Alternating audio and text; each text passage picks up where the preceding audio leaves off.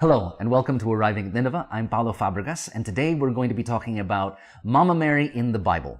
In particular, it's about her as the new Eve.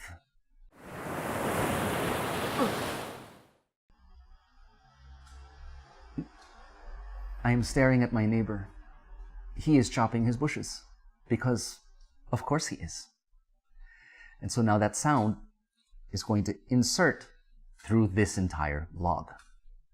There's always something. So if a Protestant ever came up to you and asked you, "Where's Mary in the Bible?"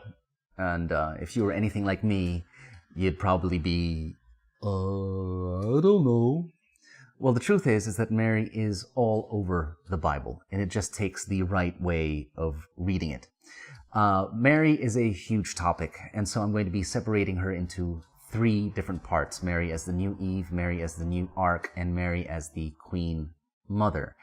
All of these talks, all of these videos, will be based on Scott Hahn's book, Hail, Holy Queen. So the link is down below, and you should read it. You find Mary in the Bible by using the ancient Catholic method of reading the Bible called typology. So the Catholic Church gets it from Christ himself, the disciples, and the early church fathers. So please see the Road to Emmaus, Luke 24, as an example of where Jesus actually uses typology. So what is it? It's the study of biblical types. Scott Hahn likes to call it a biblical analogy, but essentially it's biblical foreshadowing. So Adam is a type of Christ. Adam foreshadows Christ. So some similarities. They're both the firstborn son of God.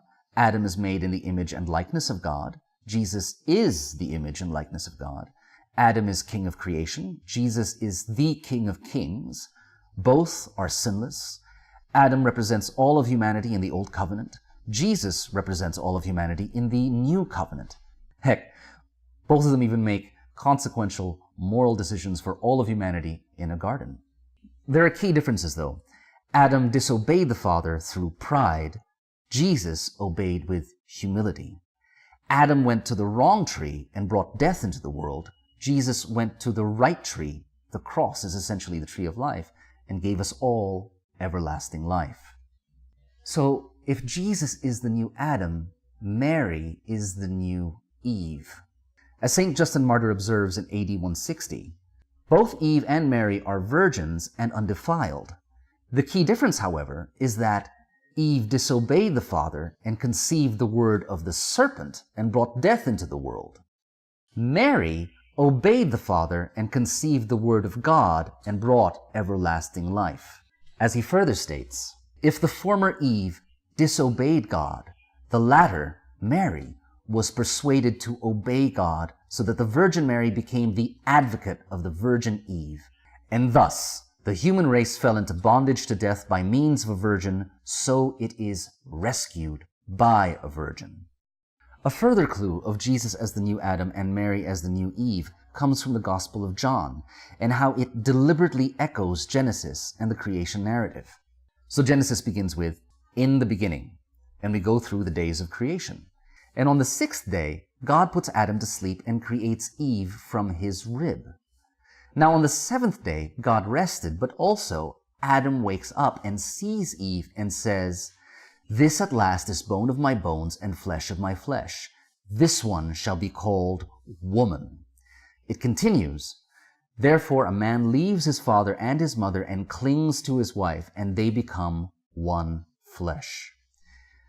So on the seventh day, a marriage has taken place, and Adam has called his bride, Eve, woman. The Gospel of John mirrors this account quite closely. John uses the same three words as Genesis to start his Gospel. In the beginning was the Word, and the Word was with God, and the Word was God. This is a new creation, and Jesus is at the center of it. That's day one. Then, like Genesis, comes a series of days. The next day, day 2, the next day, day 3, and the next day, day 4. Then in John 2, he writes, "On the third day, there was a wedding in Cana." That may seem problematic, but it's simple enough. You take the fourth day and go 3 days from that, and you've got day 7. Just as in the seventh day in Genesis, we are at a wedding. where Mary tells Jesus there is no wine. And Jesus calls her not Mom, not Mary, but like Adam addressing the new Eve, woman. What concern is that to you and me? Now, this phrase is not disrespectful. It's actually a Greek and Hebrew idiomatic expression. It connotes deference and respect and even mutuality. Moreover, Jesus actually does what Mary tells him to do. The last recorded words that Mary says in the Bible, she says to the servants, "Do whatever he tells you."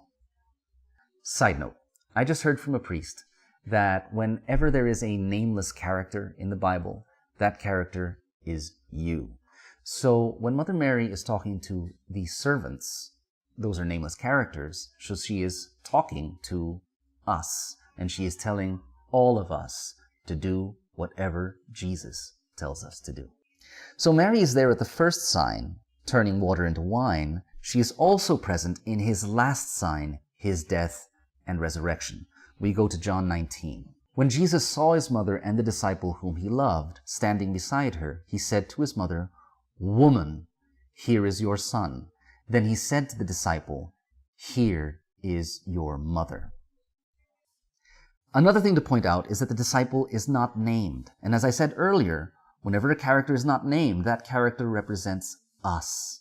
We are all beloved disciples of Jesus, and he is giving us all his church, a mother at the foot of the cross. And John continues, "And from that hour, the disciple took her into his own home." As disciples of Jesus, Mary is our mother. She is the new Eve of his new creation, the church. And as our mother, she belongs in our hearts and in our homes.